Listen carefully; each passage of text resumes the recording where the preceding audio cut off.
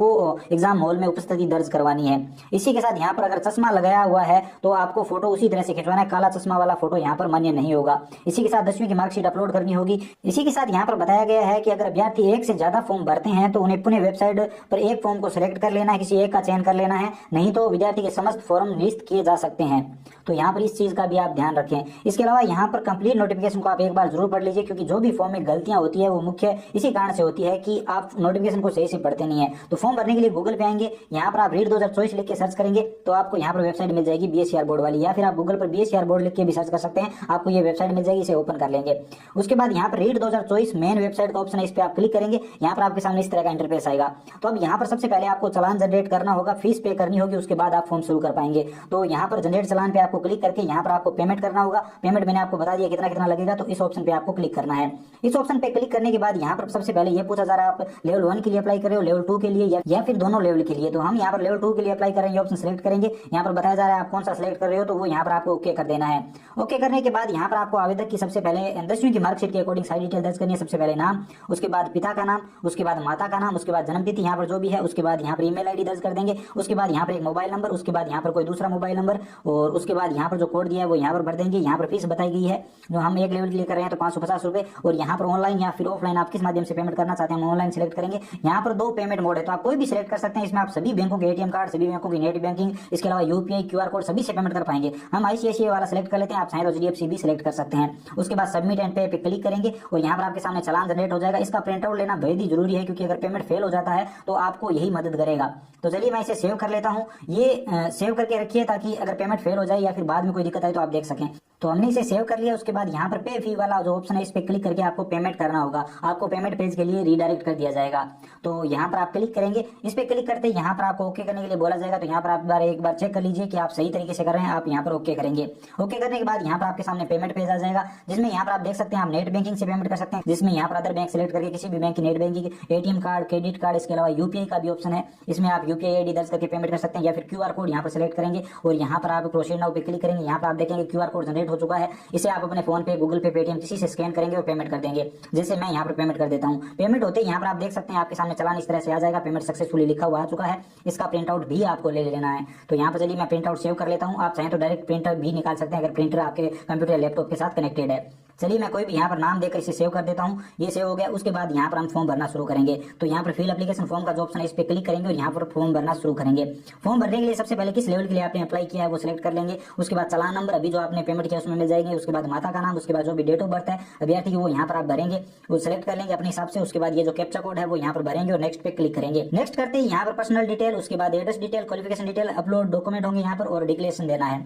Personal information में सबसे पहले जेंडर बताएंगे, मेल या फीमेल। उसके बाद विवाहित स्थिति क्या है, मैरिड अनमैरिड, वो बता देंगे। आधार नंबर यहाँ पर दर्ज करेंगे। उसके बाद कास्ट कैटेगरी क्या है, general, EWS, OBC, SC, ST जो भी है वो यहाँ पर आप सिलेक्ट कर लीजिए अपने हिसाब से। उसके बाद धर्म क्या है वो सिलेक्ट कर लेंगे। उसके बाद भूतपूर्व सैनिक है या नहीं तो यस या नो कर देंगे। उसके बाद दिव्यांग है या नहीं तो यस या नो कर देंगे। उसके बाद राष्ट्रीयता इंडियन सिलेक्ट कर लेंगे। उसके बाद आप राजस्थान के मूल निवासी हो या नहीं। उसके बाद यहाँ पर राजस्थान सिलेक्ट कर लेंगे अगर हो तो। उसके बाद यहाँ पर आपका जिला कौन सा है वो सिलेक्ट कर लेंगे। उसके बाद अगर कोई बॉडी मार्क है तो वो यहाँ पर बता सकते हैं, नहीं तो नो लिख सकते हैं या फिर नो मार्क्स भी लिख सकते हैं। तो चलिए हम नो मार्क लिख देते हैं, बाकी आप अपने हिसाब से लिख सकते हैं। अगर कोई कहाँ फेस पर कोई चिन्ह वगैरह है तो वो यहाँ पर आप बता सकते हैं। उसके बाद यहाँ पर अपनी एसओ आईडी दर्ज करनी है, जो आपकी पर्सनल एसओ आईडी है जिससे आप राजस्थान की वैकेंसियों के फॉर्म भरते हैं। लेकिन अगर एसओ आईडी नहीं है तो आप बना लीजिए और वो एसओ आईडी यहाँ पर दर्ज करनी है। सिर्फ आईडी दर्ज करनी है, पासवर्ड वगैरह दर्ज करने की जरूरत नहीं है। तो आईडी दर्ज करेंगे और उसके बाद नेक्स्ट करेंगे।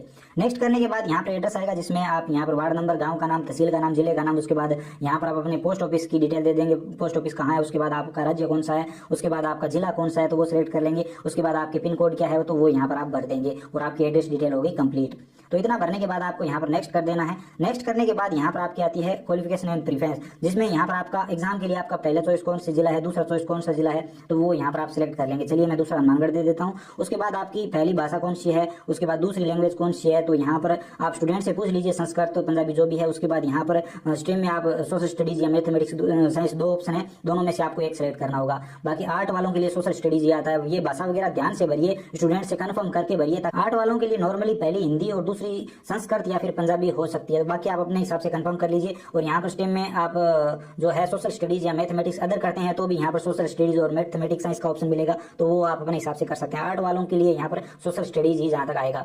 उसके बाद यहाँ पर आपको जो डिग्रियां हैं, जो 10th की मार्कशीट 12th की, वो डिटेल देनी है। तो सबसे पहले 10th कौन से बोर्ड से आपने पास किया है तो वो यहाँ पर बताएंगे। तो यहाँ पर सबसे पहले बोर्ड सेलेक्ट करना है। जैसे अजमेर बोर्ड BSc बोर्ड से की है 10वीं, तो वो यहाँ पर सेलेक्ट कर लेंगे। कोई दूसरा बोर्ड है तो वो सेलेक्ट कर लेंगे। इसी तरह से 12वीं कौन से बोर्ड से किया वो सेलेक्ट कर लेंगे। यहाँ पर पासिंग ईयर कौन से साल में आपने 10वीं और 12वीं पास की है वो यहाँ पर बताएंगे। पहले 10वीं का बताएंगे, 10वीं की मार्कशीट के ऊपर लिखा हुआ मिल जाएगा, वो यहाँ पर आप बता दीजिए। यहाँ पर टोटल कितने अंक थे तो यहाँ पर मैक्स मार्क्स यहाँ पर बताएंगे। तो मान लीजिए 10वीं की अभी जो हाल ही में वो 600 है, तो 600 यहाँ पर आपको लिख देने हैं। अगर कोई पुराने टाइम में 10वीं किसी ने पास किया तो उस टाइम 500 भी हुआ करते थे, तो वो और आपको कितने मिले हैं वो यहाँ पर बता देंगे। परसेंटेज ऑटोमेटिक आ जाएंगे, आप आगे देख सकते हैं आ चुके हैं। मैं उदाहरण के लिए बता रहा हूँ, आप सही से भर लीजिए। तो यहाँ पर इसी तरह से आपको 12वीं की डिटेल देनी है। यहाँ पर पासिंग ईयर आ जाएगा, उसके बाद टोटल कितने नंबर थे, आपको कितने मिले वो बता देंगे। और ग्रेजुएशन की डिटेल बताएंगे, कौन सी यूनिवर्सिटी से आपने ग्रेजुएशन किया है तो वो बताएंगे। उसके बाद सेम इसी तरीके से ये डिटेल आ जाएगी।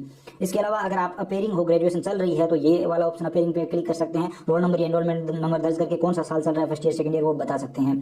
इसी के साथ यहाँ पर पोस्ट ग्रेजुएशन है तो उसकी डिटेल भी दे सकते हैं। MSc है तो वो दे सकते हैं। उसके बाद यहाँ पर BSTC या फिर उसके समकक्ष, B.Ed या फिर उसके समकक्ष कौन सा कोर्स है आपके पास, अपेयरिंग है तो अपेयरिंग वाले पे टिक मार्क कर देंगे। और यहाँ पर कौन सा कोर्स है, जैसे B.Ed है या फिर इनमें से कोई दूसरा है, तो वो यहाँ पर आप सेलेक्ट कर लेंगे।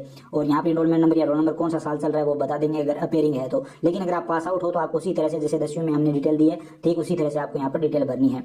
तो यहाँ पर आप यूनिवर्सिटी का नाम दे देंगे और ये सारी डिटेल भर देंगे। अपेयरिंग नहीं हो अगर आप पास आउट हो तो, लेकिन अगर आप अपेयरिंग हो तो यहाँ पर आपको अपेयरिंग कर देना है। उसके बाद नेक्स्ट करेंगे, यहाँ पर आपको फोटो अपलोड करनी है। फोटो 3 महीने से पुराना नहीं होना चाहिए, जो मैं आपको बता चुका हूँ। ब्लैक पेन से सिग्नेचर किया हुआ होना चाहिए, वो यहाँ पर बताया गया सफेद पेज पे। इसी तरह से यहाँ पर आपको साइज पहले सेट कर लेना है। 20 से 50 KB के बीच फोटो होना चाहिए, JPG फॉर्मेट में अलाउड है। इसी तरह से सिग्नेचर भी आपको 20 से 50 KB के बीच अपलोड करने हैं, JPG फॉर्मेट में अलाउड है। आधार की फ्रंट साइड 50 से 100 KB के बीच होनी चाहिए, JPG फॉर्मेट में अलाउड है। इसी तरह से 10वीं की जो मार्कशीट है वो भी 50 से 100 KB के बीच होनी चाहिए और JPG फॉर्मेट में अलाउड है। तो वो सभी डॉक्यूमेंट अपलोड करेंगे और नेक्स्ट करेंगे।